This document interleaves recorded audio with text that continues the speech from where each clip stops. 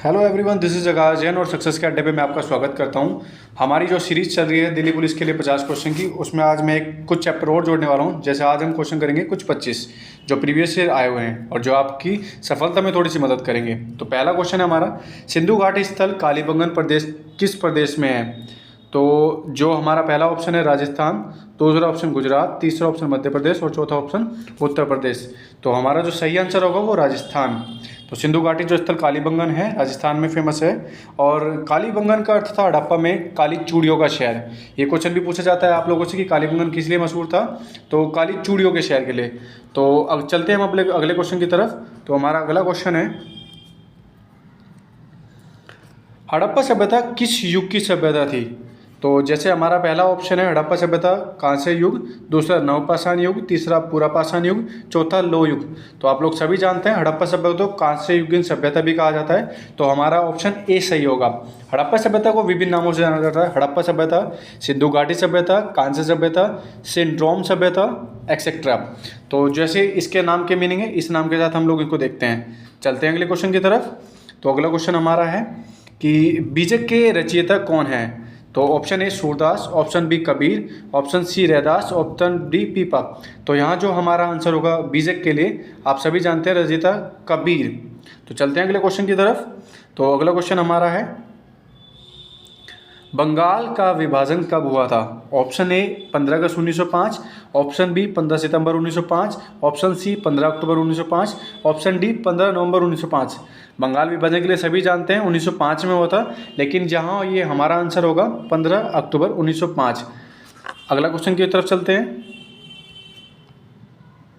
संविधान के किस अनुच्छेद के प्रावधानों के अंतर्गत भारत सरकार द्वारा भारत रत्न, पद्म विभूषण आदि अलंकरण प्रदान किए जाते हैं? तो हमारा ऑप्शन ए है अनुच्छेद 15, ऑप्शन बी है अनुच्छेद 18, ऑप्शन सी अनुच्छेद 21 और ऑप्शन डी है अनुच्छेद 23। तो यहाँ जो हमारा आंसर होगा अनुच्छेद 18 ऑप्शन बी, जिसमें आप लोग देखेंगे उपाधियों का अंत के नाम से भी इस अनुच्छेद को जाना जाता है। तो चलते हैं अगले अनुच्छेद की तरफ, क्वेश्चन की तरफ। अगला क्वेश्चन हमारा है, स्वतंत्रता का अधिकार संविधान के किस अनुच्छेदों में वर्णित है? तो ऑप्शन ए है हमारा अनुच्छेद 14 से 18, ऑप्शन बी 19 से 22, ऑप्शन सी 23 से 24 और ऑप्शन डी 25 से 30। आप सभी जानते हैं हमारे पास संविधान में वर्तमान में 6 मौलिक अधिकार है। पहला समानता का अधिकार, दूसरा स्वतंत्रता, तीसरा शोषण के विरुद्ध, चौथा धार्मिक स्वतंत्रता, पांचवा शिक्षा संस्कृति अधिकार और छठा संवैधानिक उपचारों का अधिकार। तो जो हमारे स्वतंत्रता की बात करता है अनुच्छेद 19 से 22 में बात करता है स्वतंत्रता का अधिकार। तो चलते हैं हम अगले क्वेश्चन की तरफ। तो हमारा अगला क्वेश्चन है, किसी राज्य में राज्यपाल की नियुक्ति संविधान के किस अनुच्छेद के तहत की जाती है, किस अनुच्छेद के द्वारा की जाती है? तो हमारा जो पहला ऑप्शन है अनुच्छेद 153, दूसरा ऑप्शन है अनुच्छेद 154, तीसरा ऑप्शन अनुच्छेद 155 और चौथा अनुच्छेद 156। तो यहाँ जो हमारा आंसर होगा बी, अनुच्छेद 154 के तहत किसी राज्य के राज्यपाल की नियुक्ति की जाती है और नियुक्ति करते हैं कौन? राष्ट्रपति। चलते हैं अगले क्वेश्चन की तरफ। अगला क्वेश्चन हमारा है, भारत में कितनी बार वित्तीय आपातकाल की घोषणा कर चुके हैं? तो ऑप्शन ए है हमारा 3 बार, ऑप्शन बी 1 बार, ऑप्शन डी 2 बार और ऑप्शन डी कभी नहीं। तो आप सभी लोग जानते हैं भारत में वित्तीय आपातकाल कभी नहीं लगा है। और वित्तीय आपातकाल के अनुच्छेद की बात करें तो 360, अनुच्छेद 360 के साथ भारत में वित्तीय आपातकाल की घोषणा राष्ट्रपति के द्वारा की जा सकती है। तो चलते हैं अगले क्वेश्चन की तरफ। हमारा अगला क्वेश्चन है, हुमायूं नामा की रचना किसने की है? Option A Humayun, option B Akbar, option C Abul Fazal, option D Gulbadan Begum.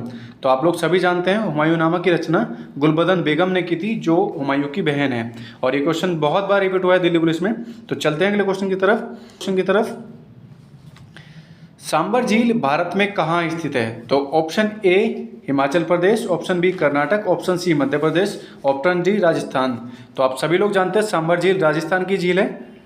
तो चलते हैं अगले क्वेश्चन की तरफ। अगला क्वेश्चन हमारा है, पर्यावरण को बचाने के लिए चिपको आंदोलन का संबंध किस राज्य से है? तो option A Uttar Pradesh, option B Jharkhand, option C Chhattisgarh, option D Uttarakhand. तो पर्यावरण को बचाने के लिए चिपको आंदोलन भारत के उत्तराखंड राज्य से शुरू हुआ था और उसको शुरू करने वाले थे सुंदरलाल बहुगुणा। तो ये नाम भी आप लोगों से पूछा जाता है, उत्तराखंड में चिपको आंदोलन को लीड किसने किया था? सुंदरलाल बहुगुणा ने। तो चलते हैं अगले क्वेश्चन की तरफ। अगला क्वेश्चन हमारा है, द्वितीय पंचवर्षीय योजना के लिए किस पंचवर्षीय योजना के लिए महालोबिस मॉडल को प्रयोग किया गया था? तो ऑप्शन ए पंचवर्षीय योजना पहली, ऑप्शन दो दूसरी, ऑप्शन सी तीसरी पंचवर्षीय योजना, ऑप्शन डी चौथी पंचवर्षीय योजना। जैसा कि मैं आंसर पहले बोल चुका हूँ, ये दूसरी पंचवर्षीय योजना के लिए पीसी महाबनो इस मॉडल का यूज किया गया था और जो आधारित थी हमारे लिए उद्योग पर। तो चलते हैं अगले क्वेश्चन की तरफ। अगला क्वेश्चन हमारा है यूरोप की सबसे लंबी नदी। Option A Rhine, option B Nile, option C Danube और ऑप्शन डी वोल्गा। तो यहाँ यूरोप की सबसे लंबी नदी के लिए वोल्गा को जाना जाता है, तो ऑप्शन डी हमारे यहाँ हो गए। जबकि वहीं विश्व की सबसे बड़ी नदी की बात करें तो नील नदी का नाम हमें मिलता है, जो अफ्रीका महाद्वीप में प्रवाहित होती है। तो चलते हैं अगले क्वेश्चन की तरफ। निम्नलिखित में से किसे आत्महत्या की थैली के रूप में जाना जाता है? Option A centrosome, option B lysosome, option C ribosome, option D pybosome. तो स्टूडेंट यहाँ क्वेश्चन का आंसर बी होगा, लाइसोसोम। बहुत बार रिपीट हुआ है ये क्वेश्चन दिल्ली पुलिस में। लाइसोसोम को आत्महत्या की थैली के रूप में जाना जाता है या सुसाइड बैग ऑफ सेल्स कहते हैं। तो चलते हैं अगले क्वेश्चन की तरफ। अगला क्वेश्चन हमारा है सर्वग्राहक रक्तदाता का समूह कौन सा है? तो ऑप्शन ए हमारे लिए ए, ऑप्शन बी के लिए ऑप्शन बी, ऑप्शन सी के लिए ऑप्शन ओ और ऑप्शन डी के लिए ए बी। तो यहाँ जो हमारा आंसर होगा ऑप्शन डी, ए भी ब्लड ग्रुप के जो रक्तदाता है वो सब से ब्लड ले सकते हैं। यहाँ सब ग्राहक पूछ रहा है तो लेने वालों के लिए बात कर रहा है, और वहीं सबको देने वालों की बात की जाए तो ऑप्शन ओ हमारे लिए होता है। जो ब्लड ग्रुप ओ है वो सबको ब्लड दे सकते हैं और ऑप्शन ए बी वाले सबसे ब्लड ले सकते हैं। तो चलते हैं अगले क्वेश्चन की तरफ। रामायण का फारसी में अनुवाद किसने किया था? तो यहाँ हमारा ऑप्शन है आमिर खुसरो, ऑप्शन बी है मलिक मोहम्मद जायसी, ऑप्शन सी मुल्ला सिरी और ऑप्शन डी अब्दुल कादिर बदायूनी। तो रामायण का फारसी में अनुवाद करने वाले लेखक है अब्दुल कादिर बदायूनी। तो डी ऑप्शन हमारे यहाँ सही होगा। वहीं बात की जाए ऑप्शन बी की, तो मलिक मोहम्मद जायसी के द्वारा पद्मावत की रचना की गई है। आप लोगों से क्वेश्चन बहुत बार पूछा जाता है, पद्मावत की रचना किसने की थी? तो मलिक मोहम्मद जायसी ने। तो चलते हैं अगले क्वेश्चन की तरफ। अगला क्वेश्चन हमारा है क्रिप्स प्रस्ताव के संबंध में किसने कहा था? It was a post dated cheque on a crashing bank. तो यहाँ हमारा ऑप्शन ए है अबुल कलाम आज़ाद, ऑप्शन बी है जवाहरलाल नेहरू, ऑप्शन सी मोतीलाल नेहरू और ऑप्शन डी महात्मा गांधी। तो यहाँ जो हमारा आंसर होगा ऑप्शन डी महात्मा गांधी। महात्मा गांधी ने 1942 में आए क्रिप्स प्रस्ताव को आउटडेटेड चेक कहा था। तो चलते हैं हम अगले क्वेश्चन की तरफ। आंग सान सू की किस देश की है? एक लेडी है आंग सान सू की, आप लोग इनके बारे में जानते हैं। तो वो पूछ रहा है कुछ देश की है। तो पहला ऑप्शन जापान, दूसरा ऑप्शन थाईलैंड, तीसरा ऑप्शन म्यांमार और चौथा ऑप्शन वियतनाम। तो यहाँ जो हमारा आंसर होगा सी, आंग सान सू की म्यांमार से बिलोंग करती है, एक फ्रीडम फाइटर है। उनकी एक किताब है फ्रीडम फ्रॉम फियर। तो चलते हैं हम अगले क्वेश्चन की तरफ। अगला क्वेश्चन हमारा है किस पुस्तक की रचना हर्षवर्धन ने नहीं की है? प्राचीन इतिहास से क्वेश्चन बहुत बार रिपीट हुआ है कि किस पुस्तक की रचना हर्षवर्धन ने नहीं की है। तो हमारा ए ऑप्शन है Harshacharita, option B Nagananda, option D C Ratnavali, option D Priyadarshika. तो यहाँ जो हमारा किताब है हर्षचरित, इसकी रचना हर्षवर्धन ने नहीं की है, इसकी रचना की है बाणभट्ट ने। तो चलते हैं अगले क्वेश्चन की तरफ। अगला क्वेश्चन हमारा है रूबल किस देश की मुद्रा का नाम है? तो आप लोग जानते हैं दिल्ली पुलिस में मुद्रा राजधानी से क्वेश्चन बनते हैं। तो यहाँ हमारा ऑप्शन है ए जॉर्जिया, ऑप्शन बी है हमारा कजाकिस्तान, ऑप्शन सी रूस और ऑप्शन डी ये सभी। तो यहाँ जो हमारा आंसर सही होगा ऑप्शन सी, रूस की मुद्रा का नाम है रूबल। और वहीं रूस की राजधानी की बात करें तो मॉस्को, और वहीं रूस के राष्ट्रपति व्लादिमीर पुतिन। तो दिल्ली पुलिस में इस बार करंट में आने के चांसेस व्लादिमीर पुतिन से बनेंगे। तो चलते हैं अगले क्वेश्चन की तरफ। एक स्टेटमेंट दी है स्वराज मेरा जन्मसिद्ध अधिकार है और मैं उसे लेकर रहूँगा, यह कथन किसने कहा था? तो हमारे लिए ऑप्शन ए है अरविंद घोष, ऑप्शन बी है Mahatma Gandhi, option C Subhash Chandra Bose, option D बाल गंगाधर तिलक।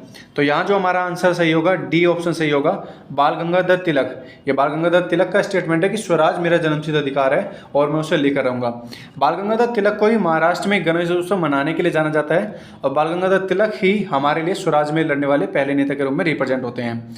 और बाल गंगाधर तिलक क्वेश्चन ये भी पूछा जाता है, बाल गंगाधर तिलक गर्म दल के नेता के रूप में जाने जाते हैं। तो चलते हैं अगले क्वेश्चन। तो यहाँ हमारा अगला क्वेश्चन है कि वरन अरेंज मर्डर नामक पुस्तक किसके लेखक कौन है? ऑप्शन ए हमारा Vikram Seth, option B Jhumpa Lahiri, option C Chetan Bhagat और ऑप्शन डी सलमान रुश्दी। तो यहाँ हमारा आंसर सही होगा चेतन भगत। आप लोग जानते हैं चेतन भगत एक अच्छे राइटर हैं जिनकी किताबें अक्सर दिल्ली पुलिस में पूछी जाती है या एसएससी में पूछी जाती है। इसकी कुछ किताबें अलग भी है, two states, the half girlfriend, the arrange murder, इस तरीके से किताबें इनकी हैं। तो चलते हैं हम अगले क्वेश्चन की तरफ। तो अगला हमारा क्वेश्चन है, सांची का महान स्तूप निम्नलिखित में से किस राज्य में स्थित है? ऑप्शन ए हमारा Madhya Pradesh, option B Gujarat, option C Uttar Pradesh, option D Bihar. तो यहाँ जो हमारा आंसर होगा मध्य प्रदेश। मध्य प्रदेश के भोपाल में सांची का स्तूप है जिसको बनवाया था राजा अशोक ने। और हाल ही में क्वेश्चन इससे रिपीट होता है कि भारत की करेंसी में या भारत की मुद्रा में किस नोट के पीछे ये चित्र है? तो 200 रुपये के नोट के पीछे सांची के स्तूप का चित्र है। तो इसी प्रकार की और वीडियो देखने के लिए सक्सेस गाइड चैनल को सब्सक्राइब करें, लाइक करें, कमेंट करें और शेयर करें और अपनी तैयारी को बेहतर बनाएं। धन्यवाद।